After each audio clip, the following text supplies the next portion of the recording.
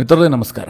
ಮಿತ್ರರೇ, ಈ ಪ್ರಜಾಪ್ರಭುತ್ವದಲ್ಲಿ ನಂಬರ್ಸ್ಗೆ ಇದ್ದಂಥ ಮಾನ್ಯತೆ ಇನ್ಯಾವುದಕ್ಕೂ ಕೂಡ ಇಲ್ಲ. ಬಹುತೇಕ ಇತ್ತೀಚಿನ ವರ್ಷಗಳಲ್ಲಿ ಈ ದೇಶದ ಜನರಿಗೆ ಇಷ್ಟೊಂದು ಥ್ರಿಲ್ಲಿಂಗ್ ಆದಂಥ ಎಲೆಕ್ಷನ್ ಅನ್ನು ನೋಡೋದಕ್ಕೆ ಸಿಕ್ಕಿರಲಿಲ್ಲ. ಅಂತಹದೊಂದು ಎಲೆಕ್ಷನ್ ಈ ಬಾರಿ ತಮಿಳುನಾಡಿನಲ್ಲಿ ನಡೆದಿದೆ. ಅಲ್ಲಿ ಒಂದು ಕ್ಷೇತ್ರ ಗೆದ್ದಂಥ ಒಂದು ಪಕ್ಷಕ್ಕೂ ಕೂಡ ಇನ್ನಿಲ್ಲದಂಥ ಮಾನ್ಯತೆ ಬಂದಿದೆ. ಯಾವ ಮಟ್ಟಿಗೆ ಅಂತಂದರೆ, 2 ಕ್ಷೇತ್ರ ಇಟ್ಕೊಂಡಂಥ ಪಕ್ಷ ಉಪಮುಖ್ಯಮಂತ್ರಿ ಸ್ಥಾನವನ್ನು ಕೇಳ್ತಾ ಇದೆ. ಸರ್ಕಾರ ರಚನೆಗೆ ಅವರೇ ನಿರ್ಣಾಯಕ ಅನ್ನುವಂಥ ಪರಿಸ್ಥಿತಿ ಬಂದೊದಗಿದೆ. ನಿಮಗೆಲ್ಲ ಗೊತ್ತಿರಬಹುದು, ತಮಿಳುನಾಡಿನ ರಾಜಕೀಯ ಇತಿಹಾಸವನ್ನು ನೋಡಿದ್ರೆ ತಮಿಳುನಾಡಿನಲ್ಲಿ ಯಾವತ್ತೂ ಕೂಡ ಚಿಕ್ಕ ಪುಟ್ಟ ಪಕ್ಷಗಳಿಗೆ ಮರ್ಯಾದೆನೇ ಇರ್ತಾ ಇರಲಿಲ್ಲ. ಅಲ್ಲಿ ಕೊಯ್ಲೇಷನ್ ಗವರ್ಮೆಂಟ್ ಅನ್ನುವಂಥ ಪದ್ಧತಿಯೇ ಇರಲಿಲ್ಲ. ಅಲ್ಲಿ ಚುನಾವಣಾ ಪೂರ್ವ ಮೈತ್ರಿ ಇರ್ತಾ ಇತ್ತು. ಈಗ DMK ಆಗಿರಬಹುದು, ಅಣ್ಣಾ DMK ಆಗಿರಬಹುದು, ದೊಡ್ಡ ದೊಡ್ಡ ಮೈತ್ರಿಕೂಟವನ್ನು ಮಾಡ್ಕೊಳ್ತಾ ಇದ್ರು. ಒಂದೊಂದು ಮೈತ್ರಿಕೂಟದಲ್ಲಿ 10, 12, 15 ಪಕ್ಷಗಳಿರ್ತಾ ಇದ್ವು. ಆದರೆ ಜನ ಏನು ತೀರ್ಮಾನ ಮಾಡ್ತಾ ಇದ್ರು ಗೊತ್ತಾ? DMKಗೆ ಪೂರ್ಣ ಬಹುಮತ ಕೊಡ್ತಾ ಇದ್ರು, ಇಲ್ಲ ಅಣ್ಣಾ DMKಗೆ ಪೂರ್ಣ ಬಹುಮತ ಕೊಡ್ತಾ ಇದ್ರು. ಉಳಿದಂತಹ ಚಿಕ್ಕ ಪುಟ್ಟ ಪಕ್ಷಕ್ಕೆ ಯಾವತ್ತೂ ಸಚಿವ ಸ್ಥಾನವೂ ಸಿಗ್ತಾ ಇರಲಿಲ್ಲ, ಸರ್ಕಾರದಲ್ಲಿ ಅವರ ಪಾತ್ರ ಏನೂ ಇರ್ತಾ ಇರಲಿಲ್ಲ. ಆದರೆ ಈ ಬಾರಿ ಮಾತ್ರ ಹಾಗಲ್ಲ. ಒಂದು ಕ್ಷೇತ್ರ ಗೆದ್ದಂಥವನೂ ಕೂಡ ಸರ್ಕಾರವನ್ನು ಅಲ್ಲಾಡಿಸುವಂತಹ ಹಂತಕ್ಕೆ ಬಂದು ನಿಂತಿದ್ದಾನೆ. ಅಷ್ಟು ಮಾತ್ರ ಅಲ್ಲ, ಸರ್ಕಾರವನ್ನು ಯಾರು ರಚಿಸಬೇಕು, ಯಾರ್ಯಾರು ಮಂತ್ರಿ ಆಗಬೇಕು, ಇದನ್ನ ಡಿಸೈಡ್ ಮಾಡುವ ಸ್ಥಿತಿಗೆ 1-2 ಕ್ಷೇತ್ರ ಗೆದ್ದಂತಹ ಪಕ್ಷಗಳು ಬಂದು ನಿಂತಿದ್ದಾವೆ. ಮಿತ್ರರೇ, ಯಾಕೆ ಈ ಪೀಠಿಕೆ ಅಂತಂದ್ರೆ, ನಿನ್ನೆ ಹೊತ್ತಿಗೆ ತಮಿಳುನಾಡಿನಲ್ಲಿ ಎಲ್ಲವೂ ಕೂಡ ಸೆಟಲ್ ಆಯಿತು. ಇನ್ನೇನು ಗೊಂದಲಗಳೇ ಇಲ್ಲ. ವಿಜಯ್ಗೆ ಪೂರ್ಣ ಬಹುಮತ ಸಿಕ್ಬಿಡ್ತು. ಅವರು ರಾಜ್ಯಪಾಲರನ್ನ ಭೇಟಿಯಾಗಿ ಸರ್ಕಾರ ರಚನೆಗೆ ಹಕ್ಕು ಮಂಡಿಸಿದ್ದಾರೆ. ಇವತ್ತು ಪ್ರಮಾಣ ವಚನವನ್ನ ಸ್ವೀಕರಿಸ್ತಾರೆ ಅಂತ ಬಹುತೇಕ ಮಾಧ್ಯಮಗಳು ವರದಿ ಮಾಡಿದ್ವು. ಆದರೆ ರಾತ್ರಿ ಬೆಳಗಾಗುವಷ್ಟರಲ್ಲಿ ಚಿತ್ರಣವೇ ಬದಲಾಗಿದೆ. ವಿಜಯ್ ನಂಬರ್ಸ್ 116ಕ್ಕೆ ಬಂದು ನಿಂತ್ಕೊಂಡಿದೆ. ವಿಜಯ್ ಈಗ ಮುಖ್ಯಮಂತ್ರಿಯಾಗಿ ಪ್ರಮಾಣ ವಚನವನ್ನ ಸ್ವೀಕರಿಸೋದಕ್ಕೆ ಕೇವಲ 1 MLA ಬೆಂಬಲದ ಅವಶ್ಯಕತೆ ಇದೆ. ಬಹಳ ಇಂಟ್ರೆಸ್ಟಿಂಗ್ ಆದಂತಹ ಒಂದು ರಾಜಕೀಯ ವಿದ್ಯಮಾನಕ್ಕೆ ತಮಿಳುನಾಡು ಸಾಕ್ಷಿ ಆಗ್ತಾ ಇದೆ. ಈ ವಿಡಿಯೋದಲ್ಲಿ ಆ ಬಗ್ಗೆ ಡೀಟೇಲ್ ಆಗಿ ಮಾಹಿತಿ ಕೊಡ್ತೀನಿ. ನೀವು ಈ ವಿಡಿಯೋನ ಕೊನೆವರೆಗೂ ಮಿಸ್ ಮಾಡದೆ ನೋಡಿ. ಮಿತ್ರರೇ, 1 ವಾರದ ಹಿಂದೆ ತಮಿಳುನಾಡಿನಲ್ಲಿ ವಿಜಯ್ ಮುಖ್ಯಮಂತ್ರಿ ಆಗ್ತಾರೆ ಅಂತ ಯಾರೂ ಅಂದುಕೊಂಡಿರಲಿಲ್ಲ. ಯಾವ ಮಾಧ್ಯಮಗಳು ಕೂಡ ಅದನ್ನು ಚರ್ಚೆಯನ್ನೂ ಮಾಡ್ತಾ ಇರಲಿಲ್ಲ. ಆದರೆ ಮೇ 4ರ ರಿಸಲ್ಟ್ ಎಲ್ಲವುದನ್ನು ತಲೆ ಕೆಳಗು ಮಾಡಿತ್ತು. ವಿಜಯ್ ಮುಖ್ಯಮಂತ್ರಿ ಆಗ್ತಾರೆ ಅಂತ ಪ್ರತಿಯೊಬ್ಬರೂ ಕೂಡ ಪ್ರೆಡಿಕ್ಟ್ ಮಾಡೋದಕ್ಕೆ ಶುರು ಮಾಡಿದ್ರು. ಯಾಕೆ ಅಂತಂದರೆ TVK ಸಿಂಗಲ್ ಲಾರ್ಜೆಸ್ಟ್ ಪಾರ್ಟಿ, ಅವರ ಬಳಿಯಲ್ಲಿ 107 ಸ್ಥಾನಗಳಿದ್ದಾವೆ. ಇನ್ನು ಬೇಕಾಗಿರುವಂತಹದ್ದು 11 ಸ್ಥಾನಗಳು. ಅಷ್ಟೊಂದು ಚಿಕ್ಕ ಪುಟ್ಟ ಪಕ್ಷಗಳಿದ್ದಾವೆ. ವಿಜಯ್ ಈಸಿಯಾಗಿ ಬಹುಮತವನ್ನು ಸಾಧಿಸಿ ಬಿಡ್ತಾರೆ ಅಂತ ಪ್ರತಿಯೊಬ್ಬರೂ ಕೂಡ ಅಂದುಕೊಂಡಿದ್ರು. ಆದರೆ ಮಿತ್ರರೇ, ವಿಜಯ್ ಯಾವ ಹಂತಕ್ಕೆ ಬಂದು ನಿಂತಿದ್ದಾರೆ ಅಂತಂದ್ರೆ, ಅವರಿಗೀಗ ಕೇವಲ 1 MLA ಬೆಂಬಲ ಬೇಕು. ಅದನ್ನ ಗಳಿಸೋದಕ್ಕೆ ಸಾಧ್ಯ ಆಗ್ತಾ ಇಲ್ಲ. ಇದಕ್ಕೆಲ್ಲ ಕಾರಣ ಏನು ಕೇಳಿದ್ರೆ, ವಿಜಯ್ ಅವರ ಅನುಭವದ ಕೊರತೆ, ಮತ್ತಿನ್ನೇನೂ ಅಲ್ಲ. ವಿಜಯ್ಗೆ ಅಧಿಕಾರವನ್ನ ಕಷ್ಟ ಆಗುವಂತೆ ಮಾಡಿದ್ದೇ ಕಾಂಗ್ರೆಸ್. ಯಾವಾಗ ಕಾಂಗ್ರೆಸ್ DMK ಮೈತ್ರಿಕೂಟವನ್ನು ತೊರೆದು ವಿಜಯ್ಗೆ ಬೆಂಬಲವನ್ನ ಘೋಷಿಸ್ತೋ, ಇಡೀ ಲೆಕ್ಕಾಚಾರವೇ ಬದಲಾಗ್ಬಿಡ್ತು. ಕೇಂದ್ರದ BJP ಆಕ್ಟಿವ್ ಆಗಿದೆ. ಯಾವುದೇ ಕಾರಣಕ್ಕೂ ಕೂಡ ಕಾಂಗ್ರೆಸ್ಗೆ ಈಸಿಯಾಗಿ ಸರ್ಕಾರದಲ್ಲಿ ಭಾಗಿಯಾಗೋದಕ್ಕೆ ಅವಕಾಶ ಕೊಡಬಾರದು ಅಂತ ಅವರು ಕೂಡ ನಿರ್ಧಾರ ಮಾಡದಂತೆ ಕಂಡು ಬರ್ತಾ ಇದೆ. ಅದಕ್ಕೋಸ್ಕರವಾಗಿ ತಮಿಳುನಾಡಿನಲ್ಲಿರುವಂತಹ NDA ಮಿತ್ರಕೂಟವನ್ನ ಅವರು ಭದ್ರವಾಗಿ ಹಿಡಿದಿಟ್ಕೊಂಡಿದ್ದಾರೆ. ಒಂದೇ ಒಂದು ಚಿಕ್ಕ ಪುಟ್ಟ ಪಕ್ಷವೂ ಕೂಡ ಆ ಕಡೆ ಈ ಕಡೆ ಆಗದಂತೆ NDA ನೋಡ್ಕೊಳ್ತಾ ಇದೆ. ಸದ್ಯ ವಿಜಯ್ ಕೇವಲ ಕಣ್ಣು ಹಾಕ್ತಾ ಇರುವಂತಹದ್ದು DMK ಮೈತ್ರಿಕೂಟಕ್ಕೆ ಮಾತ್ರ. DMK ಮೈತ್ರಿಕೂಟದಲ್ಲಿದ್ದಂತಹ ಚಿಕ್ಕ ಪುಟ್ಟ ಪಕ್ಷಗಳು ವಿಜಯ್ಗೆ ಬೆಂಬಲ ಕೊಟ್ಟಿದ್ದೇ ಆದರೆ ವಿಜಯ್ಗೇನು ಸರ್ಕಾರ ರಚನೆ ಕಷ್ಟನೇ ಆಗ್ತಾ ಇರಲಿಲ್ಲ. ಈಸಿಯಾಗಿ ಸರ್ಕಾರ ರಚನೆ ಮಾಡಬಹುದಾಗಿತ್ತು. ನಿನ್ನೆ ವಿಜಯ್ಗೆ ಒಂದು ಗುಡ್ ನ್ಯೂಸ್ ಸಿಗುತ್ತೆ. ಅದೇನು ಅಂತಂದ್ರೆ, ಎಡಪಕ್ಷಗಳು ವಿಜಯ್ಗೆ ಬೆಂಬಲ ಘೋಷಿಸ್ತವೆ. ಅದು ಕೂಡ ಪೂರ್ಣ ಬೆಂಬಲ ಅಲ್ಲ, ಬಾಹ್ಯವಾಗಿ ಬೆಂಬಲ ಕೊಡ್ತೀವಿ ಅಂತ. ಅದಕ್ಕೆ ಎಡಪಕ್ಷಗಳು ಏನು ಕಾರಣ ಕೊಟ್ಟವು ಅಂತಂದ್ರೆ, ಒಂದು ಕಡೆ ಅಣ್ಣಾ DMK, ಇನ್ನೊಂದು ಕಡೆ DMK ಮೈತ್ರಿಕೂಟದ ಮಾತುಕತೆಯನ್ನ ನಡೆಸ್ತಾ ಇದ್ದಾವೆ. ನಮಗೆ DMKಯನ್ನ ಬಿಡುವಂತಹ ಉದ್ದೇಶ ಇಲ್ಲ, ಆದರೆ NDA ಮೈತ್ರಿಕೂಟದ ಅಣ್ಣಾ DMK ಅಧಿಕಾರಕ್ಕೆ ಬರುವಂತಹದ್ದು ನಮಗಿಷ್ಟ ಇಲ್ಲ. BJP ಹಿಂಬಾಗಿಲ ಮೂಲಕವಾಗಿ ಅಧಿಕಾರ ಹಿಡಿಯುತ್ತೆ. ಹೀಗಾಗಿ ವಿಜಯ್ಗೆ ಜನಾದೇಶ ಇದೆಯಲ್ಲ, ಅವರಿಗೆ ನಾವು ಬಾಹ್ಯ ಬೆಂಬಲ ಕೊಡ್ತೀವಿ, ಹೀಗಂತ ಎಡಪಕ್ಷಗಳು ತೀರ್ಮಾನ ಕೈಗೊಳ್ತವೆ. ಬಾಹ್ಯ ಬೆಂಬಲ ಅಂತಂದ್ರೆ ಅವರು ಸರ್ಕಾರದಲ್ಲಿ ಭಾಗಿಯಾಗಿರೋದಿಲ್ಲ, ಸರ್ಕಾರದಿಂದ ಹೊರಗಿರ್ತಾರೆ. ಆದರೆ ಅವರ ಬಹುಮತ ಸಾಬೀತುಪಡಿಸುವಂತಹ ಸಂದರ್ಭದಲ್ಲಿ ಸಪೋರ್ಟ್ ಮಾಡ್ತಾರೆ. ಇದು ವಿಜಯ್ಗೆ ಯಾವತ್ತಿದ್ರೂ ಕೂಡ ಬಿಸಿ ತುಪ್ಪವೇ. ಪ್ರತಿ ಕಾನೂನು ಪಾಸ್ ಆಗುವಂತಹ ಸಂದರ್ಭದಲ್ಲೂ ಕೂಡ ಎಡಪಕ್ಷಗಳನ್ನ ವಿಶ್ವಾಸಕ್ಕೆ ತೆಗೆದುಕೊಳ್ಳಬೇಕು. ಯಾವಾಗ ಎಡಪಕ್ಷಗಳು ಕೈ ಎತ್ತುತ್ತವೆ ಅಂತ ಗೊತ್ತಿಲ್ಲ. ಅವರು ಕೈ ಎತ್ತಿದ್ದೇ ಆದ್ರೆ ವಿಜಯ್ ಸರ್ಕಾರ ಅವತ್ತೇ ಪತನಗೊಳ್ಳುತ್ತೆ. ಅಂದ್ರೆ ಒಂದು ತಂತಿಯ ಮೇಲಿನ ನಡಿಗೆಯಂತೆ ಸರ್ಕಾರವನ್ನ ರಚಿಸಿಕೊಂಡು ಹೋಗಬೇಕು. ಆದ್ರೆ ಮಿತ್ರರೇ, ವಿಜಯ್ಗೆ ಈಗ ಆಗ್ಬೇಕಾಗಿರೋದೇನು? ಮೊದಲಿಗೆ ಸರ್ಕಾರ ರಚಿಸಬೇಕು, 1-2 ಜನಪ್ರಿಯ ಯೋಜನೆಗಳನ್ನು ಘೋಷಿಸಬೇಕು. ಆ ನಂತರದಲ್ಲಿ ಸರ್ಕಾರ ಬೀಳಿಸಿದ್ದೆ ಆದರೆ ಜನರಲ್ಲಿ ಒಂದು ಭಾವನೆ ಬಿಲ್ಡ್ ಆಗುತ್ತೆ, ಎಲೆಕ್ಷನ್ಗೆ ಹೋದ್ರೆ ಲಾಭ ಆಗುತ್ತೆ. ಅದಕ್ಕೋಸ್ಕರವಾಗಿ ವಿಜಯ್ ಎಲ್ಲಾ ರೀತಿಯಲ್ಲೂ ಸಾಹಸ ಮಾಡ್ತಾ ಇದ್ದಾರೆ. ಆದರೆ ಅದು ಕೈಗೂಡ್ತಾ ಇಲ್ಲ. ವಿಜಯ್ ಈಗಾಗಲೇ ರಾಜ್ಯಪಾಲರನ್ನ 3ನೇ ಬಾರಿಗೆ ಭೇಟಿಯಾಗಿದ್ದಾರೆ. ಮೊದಲನೇ ಬಾರಿಗೆ ಹೋದಾಗ ಏನು ಹೇಳಿದ್ರು, ನನ್ನ ಬಳಿಯಲ್ಲಿ 35% ವೋಟ್ ಶೇರ್ ಇದೆ, ನನಗೆ ಸರ್ಕಾರ ರಚಿಸೋದಕ್ಕೆ ಅವಕಾಶ ಕೊಡಿ ಅಂತ. ರಾಜ್ಯಪಾಲರು ಹೇಳಿದ್ರು 35% ವೋಟ್ ಶೇರ್ ಇದ್ರೆ ಸಾಕಾಗೋದಿಲ್ಲ, ನೀವು ಬಹುಮತವನ್ನು ಸಾಬೀತುಪಡಿಸಬೇಕು, ಇಲ್ಲಿ ವೋಟ್ ಶೇರ್ ಮುಖ್ಯ ಆಗೋದಿಲ್ಲ ಅಂತ ಹೇಳಿ ಕಳಿಸಿದ್ರು. ಅದಾದ ಬಳಿಕ ವಿಜಯ್ ಮಾಡಿದಂತಹ ದೊಡ್ಡ ತಪ್ಪೇನು ಕೇಳಿದ್ರೆ, ನನಗೆ ಕಾಂಗ್ರೆಸ್ ಬೆಂಬಲ ಕೊಟ್ಟಿದೆ ಅಂತೇಳಿ ಕಾಂಗ್ರೆಸ್ ಬೆಂಬಲ ಪತ್ರದೊಂದಿಗೆ ವಿಜಯ್ ಮತ್ತೊಮ್ಮೆ ಭೇಟಿ ಆಗ್ತಾರೆ. ಆಗ ರಾಜ್ಯಪಾಲರು ಹೇಳ್ತಾರೆ, ನೀವು ಮೈತ್ರಿ ಸರ್ಕಾರ ರಚಿಸೋದಾದ್ರೆ ಪೂರ್ಣ ಬಹುಮತವನ್ನ ನನಗೆ ತೋರಿಸಬೇಕು, ನನಗೆ ಕನ್ವಿನ್ಸ್ ಮಾಡಬೇಕು, ನನ್ನ ಬಳಿಯಲ್ಲಿ 118 ಶಾಸಕರ ಬಲ ಇದೆ ಎನ್ನುವಂತಹ ಪತ್ರ ನನಗೆ ಬೇಕು ಅಂತ ಕೇಳ್ತಾರೆ. ಮಿತ್ರರೇ, ವಿಜಯ್ ಮಾಡಿದಂತಹ ದೊಡ್ಡ ತಪ್ಪೇ ಇದು. ಯಾಕೆ ಗೊತ್ತಾ, ವಿಜಯ್ ಒಂದು ವೇಳೆ ನನ್ನದು ಸಿಂಗಲ್ ಲಾರ್ಜೆಸ್ಟ್ ಪಾರ್ಟಿ, ನನಗೆ ಅವಕಾಶ ಕೊಡಿ, ನಾನು ಅಧಿವೇಶನದಲ್ಲಿ ಬಹುಮತ ಸಾಬೀತುಪಡಿಸ್ತೀನಿ ಅಂತ ರಾಜ್ಯಪಾಲರಿಗೆ ಹಕ್ಕುಪತ್ರವನ್ನು ಮಂಡಿಸಿದ್ದೇ ಆಗಿದ್ರೆ ರಾಜ್ಯಪಾಲರು ಅದಕ್ಕೆ ತಡೆ ಒಡ್ಡೋದಕ್ಕೆ ಸಾಧ್ಯ ಆಗ್ತಾ ಇರಲಿಲ್ಲ.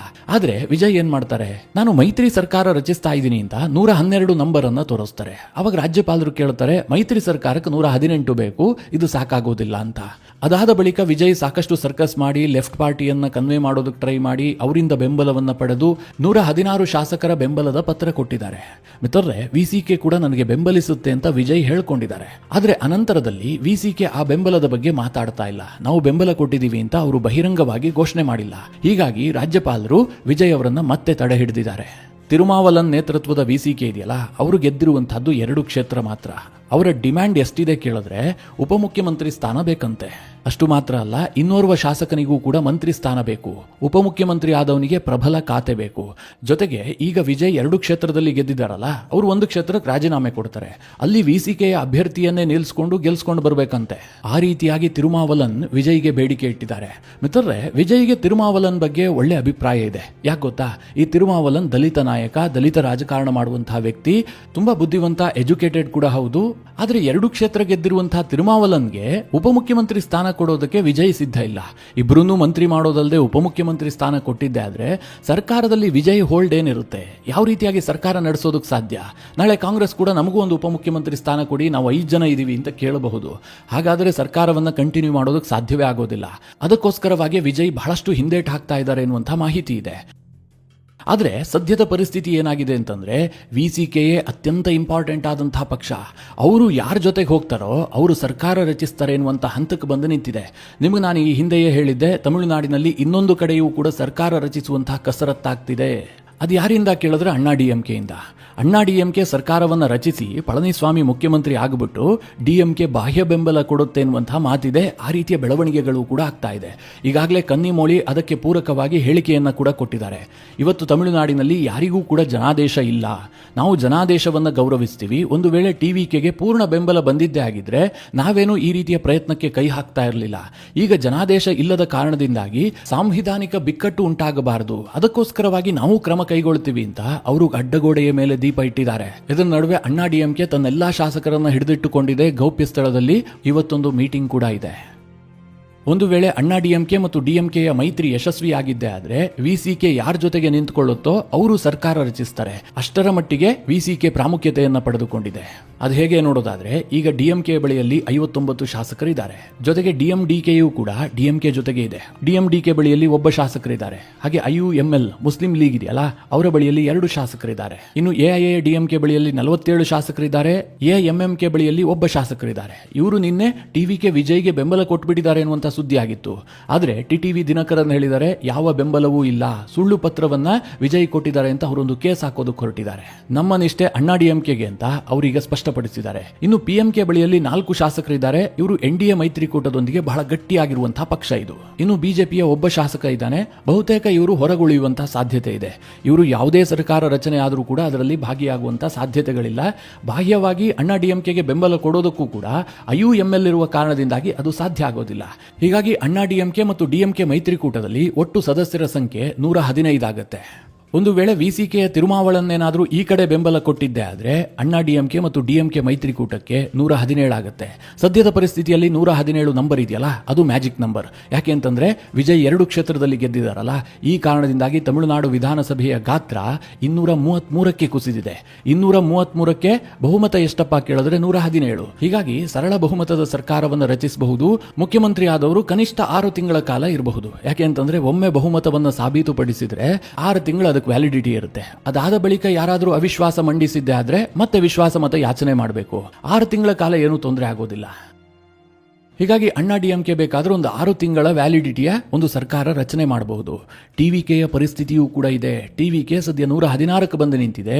ವಿಸಿಕೆ ಏನಾದರೂ ಬೆಂಬಲ ಕೊಟ್ಟಿದ್ದೆ ಆದರೆ 118 ಆಗುತ್ತೆ. ಅವರು ಈಸಿಯಾಗಿ ಸರ್ಕಾರವನ್ನು ರಚಿಸಬಹುದು. ಆದರೆ ಟಿವಿಕೆಯ ಸರ್ಕಾರದ ವ್ಯಾಲಿಡಿಟಿಯೂ ಕೂಡ ಬಹಳ ಕಡಿಮೆನೆ. ಯಾವಾಗ ಏನಾಗುತ್ತೆ ಅಂತ ಹೇಳೋದಕ್ಕೆ ಸಾಧ್ಯ ಇಲ್ಲ. ಸರ್ಕಾರ ರಚಿಸೋದಕ್ಕೆ ಮುಂಚೆಯೇ ಇಷ್ಟೆಲ್ಲ ಡಿಮ್ಯಾಂಡ್ ಇಡ್ತಾ ಇದ್ದಾರೆ, ಸರ್ಕಾರದ ಮೇಲೆ ಇಷ್ಟೆಲ್ಲ ನಿಯಂತ್ರಣ ಹೇರೋದಕ್ಕೆ ಅವರು ಪ್ರಯತ್ನ ಮಾಡ್ತಾ ಇದ್ದಾರೆ ಅಂತಂದ್ರೆ ಇನ್ನು ಸರ್ಕಾರ ರಚನೆ ಆದ ಬಳಿಕ ಕತೆ ಏನಾಗಬಹುದು? ವಿಜಯ್ ಈಸಿಯಾಗಿ ಸರ್ಕಾರವನ್ನು ಮುನ್ನಡೆಸೋದಕ್ಕೆ ಸಾಧ್ಯ ಆಗುತ್ತಾ? ಖಂಡಿತವಾಗ್ಲೂ ಇಲ್ಲ. ಇವತ್ತು ವಿಸಿಕೆ ತನ್ನ ಫೈನಲ್ ನಿರ್ಧಾರವನ್ನ ಘೋಷಣೆ ಮಾಡ್ತೀವಿ ಅಂತ ಹೇಳಿದ್ದಾರೆ. ಒಂದು ವೇಳೆ ವಿಜಯ್ಗೆ ವಿಸಿಕೆಯಿಂದಾಗಿ ಸರಳ ಬಹುಮತ ಸಿಕ್ಕರೂ ಕೂಡ ಅದೊಂದು ಸುಭದ್ರ ಸರ್ಕಾರ ರಚನೆ ಆಗೋದಕ್ಕೆ ಸಾಧ್ಯವೇ ಇಲ್ಲ. ಟಿವಿಕೆಗೆ ದೊಡ್ಡ ಪ್ರಾಬ್ಲಮ್ ಆಗಿದ್ದು ಯಾಕೆ ಗೊತ್ತಾ? 107 ಸ್ಥಾನ ಗೆಲ್ತಿದ್ದ ಹಾಗೆ ಮೇ 4ನೇ ತಾರೀಕೆ ವಿಜಯ್ ಅವರ ತಂದೆ ಚಂದ್ರಶೇಖರನ್ ಒಂದು ಸ್ಟೇಟ್ಮೆಂಟ್ ಕೊಡ್ತಾರೆ. ನಾವು ಕಾಂಗ್ರೆಸ್ ಅನ್ನ ಆಹ್ವಾನಿಸ್ತೀವಿ, ಕಾಂಗ್ರೆಸ್ ನಮಗೆ ಬೆಂಬಲ ಕೊಟ್ರೆ ಓಕೆ ಅಂತ. ಮಿತ್ರರೇ, ಅದೇ ಬಹಳ ದೊಡ್ಡ ತಪ್ಪು. ಯಾಕೆ ಗೊತ್ತಾ? ಕಾಂಗ್ರೆಸ್ ಬಳಿಯಲ್ಲಿ 12 ಕ್ಷೇತ್ರಗಳಿದ್ದಿದ್ರೆ ಓಕೆ, ವಿಜಯ್ 118ರ ಮಾರ್ಕ್ ಅನ್ನು ರೀಚ್ ಆಗಬಹುದಾಗಿತ್ತು. ಆದರೆ ಕಾಂಗ್ರೆಸ್ ಬಳಿಯಲ್ಲಿದ್ದು ಕೇವಲ 5 MLAಗಳು. ಅವರು ಬಂದ್ರು ಅಂತಂದ್ರೆ ಸಾಕಷ್ಟು ಸಮಸ್ಯೆಗಳು ಉಂಟಾಗುತ್ತೆ ಹೊರತು ಅದರಿಂದ ಲಾಭ ಆಗ್ತಾ ಇರಲಿಲ್ಲ. ಆದರೆ ಚಂದ್ರಶೇಖರನ್ ಅಂತಹದೊಂದು ಹೇಳಿಕೆ ಕೊಡ್ತಾರೆ, ವಿಜಯ್ ಕೂಡ ಅದಕ್ಕೆ ಬದ್ಧರಾಗ್ತಾರೆ. ಕಾಂಗ್ರೆಸ್ ಅನ್ನ ಸೆಳೆಯೋದಕ್ಕೆ ಹೆಚ್ಚಿನ ಒತ್ತನ್ನು ಕೊಡ್ತಾರೆ. ಇದರ ಬದಲಾಗಿ ಅವರೇನಾದರೂ ಅಣ್ಣಾ ಡಿಎಂಕೆಯನ್ನು ಸಂಪರ್ಕ ಮಾಡಿದ್ದೇ ಆಗಿದ್ರೆ ಬಹಳ ಈಸಿಯಾಗಿ ಸರ್ಕಾರ ರಚನೆ ಮಾಡಿಕೊಳ್ಳಬಹುದಾಗಿತ್ತು. ಮುಂದಿನ ದಿನಗಳಲ್ಲಿ ಅವರು ಪ್ರಯತ್ನ ಮಾಡಲಿ. ಒಮ್ಮೆ ವಿಜಯ್ ಮುಖ್ಯಮಂತ್ರಿ ಆದ ಬಳಿಕ ತನ್ನ ಸರ್ಕಾರವನ್ನು ಸುಭದ್ರ ಮಾಡಿಕೊಳ್ಳೋದಕ್ಕೆ ಬೇರೆ ಬೇರೆ ಕಾರ್ಯತಂತ್ರವನ್ನು ಮಾಡಬಹುದು. ಅಧಿಕಾರದಲ್ಲಿದ್ದಂತಹ ಸಂದರ್ಭದಲ್ಲಿ ಯಾರು ಬೇಕಾದರೂ ಕೈ ಜೋಡಿಸ್ತಾರೆ. ಆದರೆ ಅಧಿಕಾರವನ್ನು ರಚಿಸುವಂತಹ ಸಂದರ್ಭದಲ್ಲಿ ನೀವು ಬೆಂಬಲ ಕೇಳಿದ್ದೇ ಆದರೆ ಅವರು ಇನ್ನಿಲ್ಲದಂತಹ ಡಿಮ್ಯಾಂಡ್ ಮಾಡ್ತಾರೆ. ಈಗ ತಿರುಮಾವಳನ್ ಮಾಡ್ತಾ ಇದ್ದಾರಲ್ಲ ಹಾಗೆ. ಒಟ್ಟಿನಲ್ಲಿ ಸದ್ಯದ ಪರಿಸ್ಥಿತಿಯನ್ನು ನೋಡಿದ್ರೆ ವಿಜಯ್ಗೆ ಕೈಗೆ ಬಂದ ತುತ್ತು ಬಾಯಿಗೆ ಬರುತ್ತಾ ಅನ್ನುವಂತಹ ಪ್ರಶ್ನೆ ದೊಡ್ಡ ಮಟ್ಟದಲ್ಲೇ ಉದ್ಭವಿಸಿದೆ. ಮಿತ್ರರೇ, ನನ್ನ ಅನಿಸಿಕೆ ಏನು ಕೇಳಿದ್ರೆ, ಸದ್ಯದ ತಮಿಳುನಾಡಿನ ರಾಜಕೀಯ ಚಿತ್ರಣವನ್ನು ನೋಡಿದ್ರೆ ಆದಷ್ಟು ಶೀಘ್ರದಲ್ಲಿ ತಮಿಳುನಾಡಿನಲ್ಲಿ ಮತ್ತೆ ಚುನಾವಣೆ ಆಗುವಂತಹ ಎಲ್ಲಾ ಸಾಧ್ಯತೆಗಳಿದ್ದಾವೆ. ದೆಹಲಿಯಲ್ಲಿ 2013ರಲ್ಲಿ ಏನಾಗಿತ್ತೋ ಅದು ತಮಿಳುನಾಡಿನಲ್ಲಿ ರಿಪೀಟ್ ಆಗುವಂತಹ ಸಾಧ್ಯತೆಗಳಿದ್ದಾವೆ. ನೋಡೋಣ ಮುಂದೇನಾಗುತ್ತೆ ಅಂತ. ತಮಿಳುನಾಡಿನಲ್ಲಿ ಏನೇ ಡೆವಲಪ್ಮೆಂಟ್ ಆದರೂ ಕೂಡ ನಿಮಗೆ ಆ ಬಗ್ಗೆ ಮಾಹಿತಿ ಕೊಡುವಂತಹ ಪ್ರಯತ್ನ ಮಾಡ್ತೀನಿ. ಈ ವಿಚಾರದ ಕುರಿತಾಗಿ ನಿಮ್ಮ ಅನಿಸಿಕೆ ಅಭಿಪ್ರಾಯಗಳೇನು ಕಮೆಂಟ್ ಮಾಡುವ ಮೂಲಕ ನಮಗೆ ತಿಳಿಸಿ. ಹಾಗೆ ನಿಮಗೆ ಈ ವಿಡಿಯೋ ಇಷ್ಟವಾದರೆ ಲೈಕ್ ಮಾಡಿ, ಕೂಡಲೇ ಸಬ್ಸ್ಕ್ರೈಬ್ ಮಾಡಿ. ಮುಂದಿನ ಎಲ್ಲ ಅಪ್ಡೇಟ್ಗಳ ನೋಟಿಫಿಕೇಷನ್ಗಾಗಿ ಬೆಲ್ ಐಕಾನ್ ಒತ್ತಿ.